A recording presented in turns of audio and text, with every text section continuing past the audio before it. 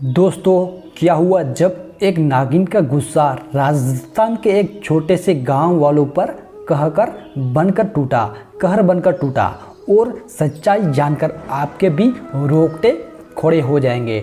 दोस्तों, प्राचीन काल से ही एक प्रचलित और एक ऐसा नाग होता है जो कि इच्छाधारी होता है, अर्थात जो किसी का रूप भी वो धारण कर सकता है। भारतीय सिनेमा भी कई फिल्में उसके ऊपर बनाई गई है, जिसमें यह दिखाया जाता है कि इच्छाधारी नागिन कैसे पवित्र मणि की रक्षा करती है और अपने दुश्मन से कैसे बदला लेती है।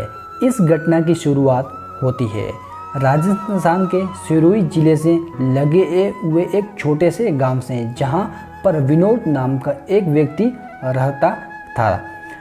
विनोद बहुत ही गरीब इंसान था। उसके पास कुछ गाय थी और कुछ बकरियां भी थी। वो उन्हें चराता था और उनका दूध बेचकर अपने पूरे परिवार का पालन पोषण करता था।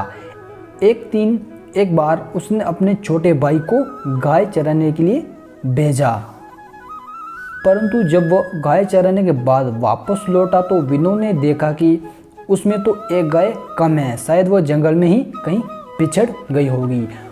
लेकिन उसके बाद विनोद ने अपने छोटे भाई से कहा कि तुम यही रुको, मैं उसे जंगल में से गाय ढूंढ कर लाता हूँ। जब गाय को ढूंढते ढूंढते विनोद बीच जंगल में पहुँच गया, तब उसने देखा कि सामने बहुत ही चमकीली चीज़ चमकी रही है। उसने सोचा कि यह जरूर कोई बेशकीमती हीरा होगा। उसने नीचे से एक लकड़ी उठाई और लकड़ी से उसे चमकीली चीज़ को हिलाने लगा, परंतु उसे बिल्कुल भी अंदाज़ा नहीं था कि वह चमकीली चीज़ इच्छाधारी नाग की नागमणि थी।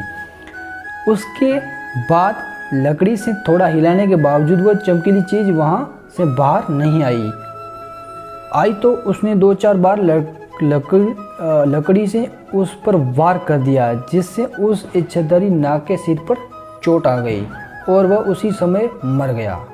और जब विनोद को यह समझ आया कि यह तो नागमणि है और उसने एक इच्छाधारी नाग को मार दिया है, फिर तो दोस्तों क्या हुआ, ये इच्छाधारी नाग तो मर गया था। लेकिन इसके बाद इच्छाधारी नागिन ने ये सब कुछ देखने के बाद वहाँ से विनोद तो भाग चुका था, लेकिन जिस गांव में वो भाग गया था उसका पीछा करते करते नागिन वहाँ तक पहुँच जाती है। और उस गांव में आज तक उस गांव में करीब 20 आदमी को उस नागिन ने डस लिया है और अब भी बुरी तरह से उस गांव वालों के पीछे वो नागिन टूटकर पड़ी हुई है। ऐसे में क्या होगा ये खुद विनोद को भी पता नहीं है। तो आने वाले दिनों में उस गांव की क्या हालत होगी वो ही बताए या आने वाले समय में